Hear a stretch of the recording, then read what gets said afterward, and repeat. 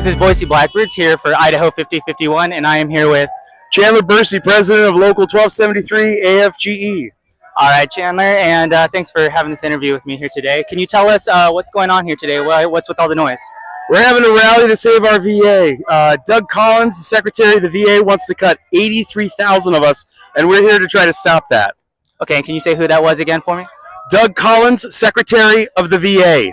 And can you tell us, is this out here something that was organized by the Boise VA, or was this something that you put together, or how did this come about? This is something organized completely by the union and not the VA. You got to be very clear about that. There's separations of powers with that. I get to be able to say the things that management can't say to the public. And right now we are concerned about the dangerous cuts that are coming down from the top of this administration. It is dangerous, and it's going to hurt veterans. So you said they're cutting jobs. Are they doing anything else to harm the VA? Well, this administration took away our collective bargaining agreement, but today Judge Friedman out of D.C. upheld the Treasury Department's temporary injunction. So we have some hope that unions matter and that unions are going to be recognized again. Okay, so for people here in the community locally that might not understand what it means to have the staff cut in such a major way and have collective bargaining agreements destroyed, for people who don't know exactly how that will impact our community, can you give us maybe a few examples of that, or how we might notice that like pretty much right away? You're going to notice it immediately. So what happens is if we lose 300 to 488 employees, veterans are going to be pushed out into the outside community, and Idaho is rapidly becoming a healthcare desert. I've been saying it over and over again.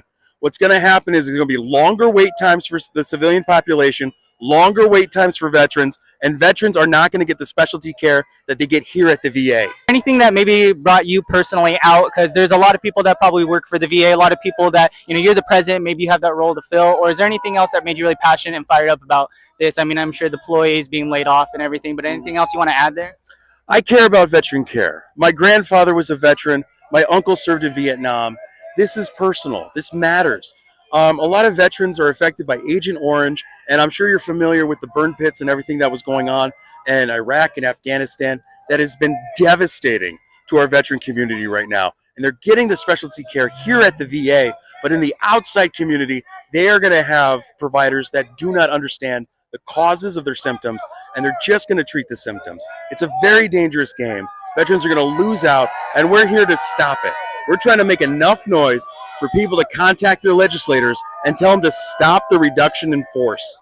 Okay, excellent. And as far as being able to do something about it, we have people coming out here holding signs and honking their horns, but if people really want to help and do something and make a real impact any way they can, are there ways for them to do that? Absolutely. You need to look up who your representative is, your congressperson in D.C., call them and tell them to please stop the reduction in force, okay? We are trying to save 83,000 jobs here at the VA, and we're doing everything we can to do it. Is there anybody here maybe locally, like some names you can throw out that might have like a big influence that we can just reach out to right away? Just a couple names off the top of your head? Or Absolutely. You got Fulcher, you got Simpson, you got Crapo, you got Rich. All these people I have tried to contact. I have sat down with Crapo and Rich's directors even to try to say, do you even support veterans? Do you even support our federal workers? And I've gotten zero response from them. So far as that I can tell is that they don't, because they're not responding to us. All right, well, thank you very much. All right, thank you, sir. Yeah.